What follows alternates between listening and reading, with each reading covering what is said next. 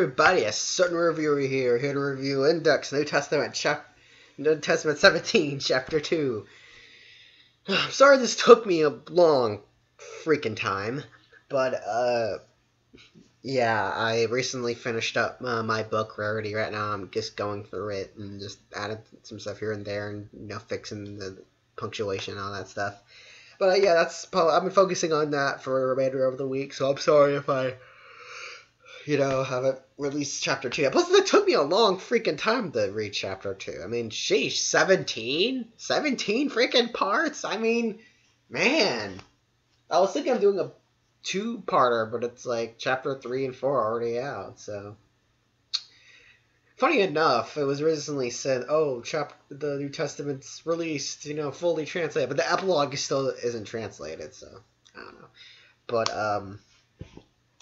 yeah, so keep in mind this chapter is pretty freaking long, so I'm not going to go over every single detail. I will be skipping some parts, and I'll be talking about basically the more major and the major stuff that happened in this chapter. But yeah, so in this chapter, Luca, the pirate girl, ends up helping Toma because he convinces her, in the whole Toma speech fashion of, what 90% of his speeches that he gives to his enemies, he gives to her, and she ends up helping him because his idea seems a little bit more just than just helping Yujutsu out whenever. And we get to see a lot of the other girls that are didn't really see with Kamisato. We get to see a wolf girl that was raised by wolves, which I thought was kind of weird. I mean, man, Kimichi's just, how does he? I don't know how he comes up with some of these ideas. And we see the ghost girl and the cosplay girl who were tracking Fran and crap. I just said her Luca. At least I think that's her name. Forgive me if it isn't. But yeah, Luca is sort of like is a magical side, despite being dressed as a pirate. But yeah, she has like a bunch of, what are those guns called? I forget what those pirate guns are called. Whatever they're called. She has them on. She has a little skimtar, and she has an eye patch. She can change her age too, which is kind of weird, but I mean, whatever. But yeah, she ends up helping Toma and all that, and then the majority of the chapter is pretty much them trying to get past them, and then trying to make it to Misaka and whatnot, because they have these spheres, the spheres are basically used to control the weather, I'd say, because the weather is now turning cold, per se. And at least I think that's what the spheres are. A lot was going on in this freaking chapter, so please, I apologize if I get something wrong in this. It was just so much going on, and it's just, I was reading it like once a day, a couple parts, so forgive me. I could go back, but yeah, that'd make me a good reviewer. But we get to see sort of the chaos of what's happening. We see them trying to get up sort of like a highway-ish type place, and we see Useful Spire popping up, and the riots are happening there. I guess they're controlling the riots with this water gun. They're just shooting at people. And a lot of that stuff is going on, and then Misaka kind of shows up, and some of the people are knocked out with water everywhere, and boys and girls on the ground knocked out, and Toma's like, whoa. Luckily his hand was like on the water, so I guess since her powers derive from her own, I guess it doesn't really matter if it hits the water or not, as long as his right hand's on the water, which I thought was interesting, but whatever. She ends up sort of, not really, I don't think she destroys it. I think she just kind of messes the truck up or whatever they're in. And Toma just trying to hold her back, because she's just flicking her coins left and right. And he's like, what are you doing? There's like kids and stuff here. And honestly, what I thought kind of happened with, I get it, okay? They're freaking kids. Misaka's like 15. I think. Well, at least now, because her birthday's like in May, and it's, well, okay, whatever. But, yeah, they're freaking kids. Yeah, I get it. Corrupt world, people different, and riots and world-changing events. Especially something as apocalyptic as monsters popping up and and everything melting. Yeah, desperate times and all that stuff. But yeah, she basically is kind of sad around the fact, because once she got beat up by Yujutsu and everyone else did, and after Elements got destroyed and they went back, the people were just basically looting their school pretty much. And she was kind of amazed at the fact that they didn't really turn a blind eye to them. They were just like, this place is a treasure trove, and just taking everything they can, and apocalypse, got to get that in there, just she felt, I guess, not malice, she didn't feel like they cared about them, these superpowered teenage girls and these, I guess, variety of kids, teenagers, and adults. I'm not going to say flat out adults, but it could have been a variety. Who knows? But honestly, when I think about it, it's like, they may have superpowers too, but it's like, there's way more of you than them. Or that's the way at least they brought it out to me. But I mean, we don't really know what happened to Shokuho in this. I don't really show her. I mean, at least I don't think so that I remember. Which, honestly, if that was the case, I feel like Shokuho should have just hit a button, mind controlled them, made them walk out of the building, But I guess she wasn't there. I don't know. She's just still kind of knocked out, bleeding out, and somewhere, I don't know. But yeah, I mean, I could have, they're highly trained students. I can really see a thing where they could have just forced them out of there, but I don't know. But, she was kind of distraught about that, she was kind of crying in Tomo's arms. Which, you gotta, Toma x Misaka right there, man. You gotta love that, man. Just tons of Toma shippers went crazy that day. But, yeah, but Toma ends up needing her help, to find the anti-art attachment into the original anti-art attachment, because she sort of built a copy of that one of hers. I don't think I think it got destroyed. I don't think that she actually has it in particular, but they needed it to, and I forget the reason why they needed it. I can remember all that up to this point, but I think they needed it to was to get to other spheres or use it as a transport. I forget. I apologize. Next chapter, I promise I'll remember everything. It's just this one was so long, a lot was going on. I'm sorry. I apologize. But yeah. So they get there, and it's the same place, the big shipyard, and Tom. Well, I think she hit it in a different place. It was the junkyard or not junkyard. It was some type of yard where Toma fought Thor, which is an unpleasant memory for him.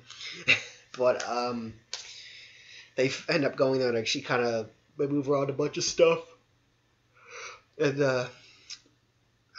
Luca ends up saying the anti-art attachment is sort of a combination of magic and science, which we already knew. On the outside, it looks scientific, because guns, electronics, all that stuff. But on the core, it was magic, which Toma immediately just sparked a freaking light bulb in his head, or got hit with saying, "Oh crap, Misaka is using this, and she's not. She's an Esper. She can't be using this." And Misaka kind of Misaka doesn't really know much about magic, surprisingly, since all that's happened in the series.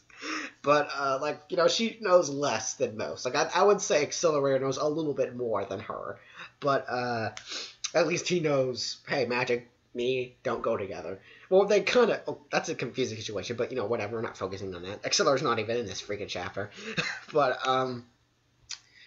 yeah, I'm kind of sad about that too. Seriously, I hope he's in the next one. But yeah, but Misaka, it just doesn't really click. She still kind of uses it. I thought, well, Toma keeps the thought in his head. He doesn't really speak out until it's too late. She puts on sort of the scraps that were remaining that she didn't use from her version of the anti-art attachment. It was kind of, I guess those were just parts. It was kind of confusing if that was the full, but I guess she stripped the stuff for parts and put it on her own variation, which I thought was kind of weird, but whatever. But she ends up putting him on, and boom, her blood spews out of her mouth. She faints, blood, just bleh. And it turns out that we don't get to see where Alistair is. He's just waiting somewhere, and we see that he put a curse on the stuff she was gonna put on, or whatever. I don't know, but he put a curse on the stuff she was gonna put on. I think that's what happened, and basically, it goes to the pretty good depth of what a curse is. So curses are basically just URL internet stuff. It's just going around everywhere constantly. you know, curses from different people, I guess. Curses can originate from malice towards someone, aggression, that kind of stuff. So all he did basically was just grab a curse, pretty much, and just slapped it on the remains of the anti-art attachment. And they can't trace it back to anyone at him because that isn't even his curse. So, yeah. It's just, when I read that, you know, when I look at Yujutsu's simplistic way of dealing with Kamisato, it took all this planning, all this effort. You know, it took a little bit to get rid of Kamisato, you know, because, well, of course he had help, but I'm just sitting here laughing at how a simple thing, well, a simple looking thing that I'm pretty sure any magician could do, he just did to Misaka, and that was that. Like, he didn't even put his own magic into it. It was his own, he just grabbed something from the air pretty much, slapped it on, boom, she's freaking paralyzed or dead. I doubt she's dead. But, yeah, it's just, I couldn't help but just laugh at how, like, okay, Yujutsu took, like, a long time, a couple days to beat Kamisato. Oh, Alistair only took a couple of freaking seconds. I just thought that was so ridiculous. But yeah, we get a pretty cool scene where Misaka's basically like, don't forget your promise to me, Toma. Yeah, I thought that was kind of... I mean, it was a nice moment, don't get me wrong. But it's like, I'm just sitting here like, don't act like she's gonna die. She's not gonna die. Why would you go through all this character development and all of a sudden you're just freaking dead? Nah, I don't believe that. But yeah, it kind of ends with Luca Toma touching her with the right hand. And for some reason, she acted like she didn't want Toma to touch her with her right hand. I guess she... I don't know. It's kind of weird. But yeah, that ends with Toma kind of saying a bad word. Yeah, I'm not used to saying bad words. I don't... You know, some people have that specific word they don't really like saying or feel like it's too harsh. But yeah, he just basically ends it with no, pretty much. And then we cut in between the lines where... You know, Kamisato's still in that world, and he's basically saying, I can't freaking leave. And Nanya's like, okay, so you're gonna die then. But then other magic gods start attacking them, which is kind of an epic fight, you know. Nanya pulls out some chainsaws, and they fight basically the god of war and a freaking sun god. So, yeah. So I guess they've just been fighting in this world because they're freaking bored, I guess. But, yeah, she starts saying how there's possibility that, you know, you could escape, but... I don't know, she didn't really seem too certain about it. It was just, you know, I guess you could escape, but, you know, I mean, why even try, you know, I mean, she's also saying how there's possibility that your other girls can come down there, which I guess she must have known that he had others following him, so, you know, whatever. And it kind of ends on that note with Nemphis kind of carrying him. I guess they're not really protecting him, I guess they're just taking him along for the ride, I don't know. But also there's another part in this that I kind of forgot until now where Yujutsu takes the girls to like this charity place where they give out food to basically the people that need it, that are suffering, and, you know, they don't have their stuff anymore, you know, because apocalypse. But you'll take her there, she basically just... What's the word? She basically misuses her authority, not misuse, but